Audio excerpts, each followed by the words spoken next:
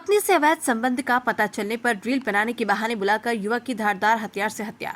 Sant Kabirnagar police ने 25 मार्च को हुए ई रिक्शा चालक हिदायतुल्लाह की हत्याकांड का खुलासा किया। देखिए, थाना क्षेत्र दलरकला में गांव अमर डोबा पड़ता है। इसमें दिनांक 25 मार्च 2025 को एक डेड बॉडी की सूचना मिली। तुरंत वहां मौके पे पुलिस जब पहुंची तो देखी एक डेड बॉडी पड़ी है। उसके गले पे कट मार्क है और शरीर पे मल्टीपल वुंड्स हैं। चूँकि तत्समय उस बॉडी की शिनाख्त नहीं हो पाई, वहाँ स्थानीय पुलिस ने उसकी शिनाख्त के लिए उसकी फ़ोटोज़ और जो उसके आइडेंटिटी के जो मार्क्स होते हैं उसको वाइडली सर्कुलेट किया सोशल मीडिया पे, इलेक्ट्रॉनिक मीडिया पे। जो इसके मृतक के परिजन हैं उसको फिर 27 तारीख को जब उन्होंने पहचाना तो उन्होंने तहरीर दी। तहरीर के आधार पर मुकदमा पंजीकृत हुआ। उसके जो पिता हैं लायकुल्लाह मृतक इसमें हिदायतुल्लाह के रूप में पहचान हुई थी। उन्होंने धारा 103 का मुकदमा अज्ञात में लिखवाया क्योंकि उस समय कुछ पता नहीं था। फिर पुलिस पूरे केस को वर्कआउट किया। जब पुलिस ने पूरे इस केस को घटना को अनावरण किया उसमें फिर कुछ ऐसे तथ्य सामने आए जिसमें उसमें सर्विलांस की भी हमने मदद ली थी, उसके CDR का एनालिसिस भी किया था। उससे ये स्पष्ट हुआ कि एक व्यक्ति है जिसका नाम है अनुज चौहान और शिवा चौहान, जो 2022 में मर्डर के मुकदमे में जेल गया था और जनवरी 2025 में जेल से छूटा था। जब वो जेल में अपना समय काट रहा था तो उसके जो धर्मपत्नी है और जो मृतक है, इन दोनों के बीच में मधुर संबंध हो गए। आपस में इन दोनों ने फ़ोटोज़ और वीडियोज़ भी काफ़ी शेयर कर रखे थे। और जब ये जेल से छूटकर वापस आया अनुज चौहान, तो इसको जब इसकी पूरे पीठ पीछे इसके क्या हुआ जब इसको मालूम चला तो फिर इसने पूरी एक प्लानिंग के तहत पहले मृतक के साथ इसने दोस्ती की। दोस्ती करने के बाद इसने जिस दिन घटना कारित हुई दिनांक 25 मार्च 2025 को, इसने उस दिन इसको रील बनाने के बहाने इसको ले गया। दोनों ने शराब का सेवन भी किया और फिर जब इसको मौका मिला इसने फिर आला कत्ल से पहले इसके गर्दन पे वार किया और गर्दन पे वार करने के बाद फिर मल्टीपल बॉडीज़ पे इसने इंजरीज़ की। पोस्टमार्टम में भी जिस तरीके से घटना कारित हुई, जिस तरीके से इसने बताया कि गले पे और बाकी शरीर पे इसने चोट पहुंचाया है, वो सारी PM से पुष्टि होती है। CDR से भी इसके जिस तरीके से घटनाक्रम हुआ है वो सब एस्टेब्लिश है, इसकी मृतक की भी और जो मेन एक्यूज्ड है। इसमें पूरी टीम ने काफ़ी मेहनत करते हुए इस पूरी घटना का अनावरण किया है। इसमें जो मेन एक्यूज़ है इसको पकड़ने में काफ़ी मेहनत लगी है और इसके लिए पूरी टीम को मेरी तरफ से 25,000 रुपये का इनाम भी दिया जा रहा है। सर, हत्या करने के बाद फरार कहाँ से हुआ था? बड़ी मेहनत करनी पड़ी सर पुलिस को इसमें। देखिए, बहुत ही शातिर किस्म का ये अपराधी था क्योंकि ऑलरेडी ये जेल काट चुका था। इसको पता था कि घटना करने के बाद पुलिस किस किन तथ्यों पे जांच करेगी और कैसे इसको पकड़ सकती है।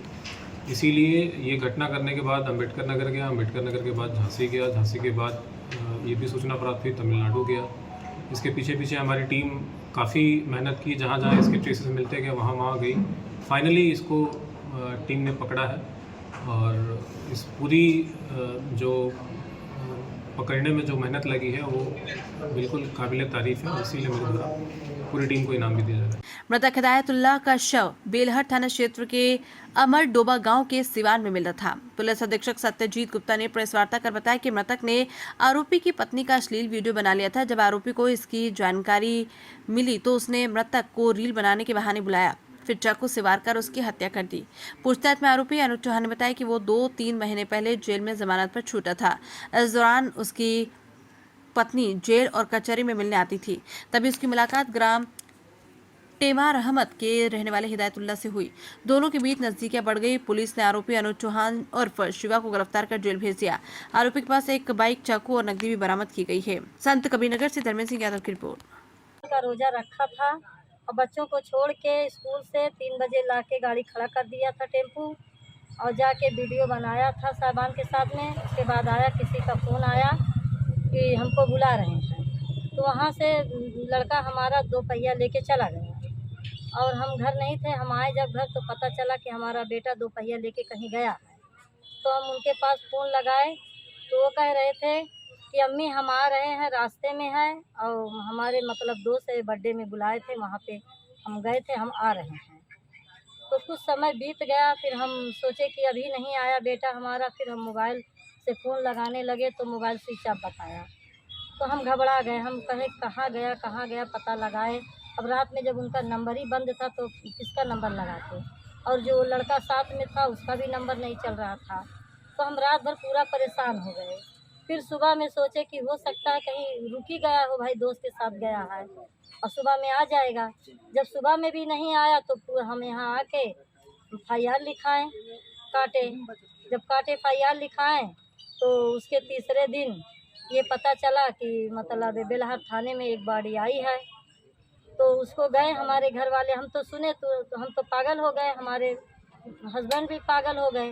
लेकिन हमारे जो आसपास हैं, हाँ, अजीम नेता थे और हमारे बगल के देवर वगैरह थे, सब गए तो देखे कि मतलब हाँ बॉडी हमारे ही बच्चे की है। वहाँ से बॉडी ला के यहाँ पे लाए खलीलाबाद है, यहाँ चीरघर में लाए, वहाँ पोस्टमार्टम हुआ। फिर शाम तक हमको लाश मिली। जो लड़का आपके बच्चे के साथ गया था, हाँ। उसको आप लोग जानते हैं? हाँ, उसको हम लोग अच्छी तरह जानते थे।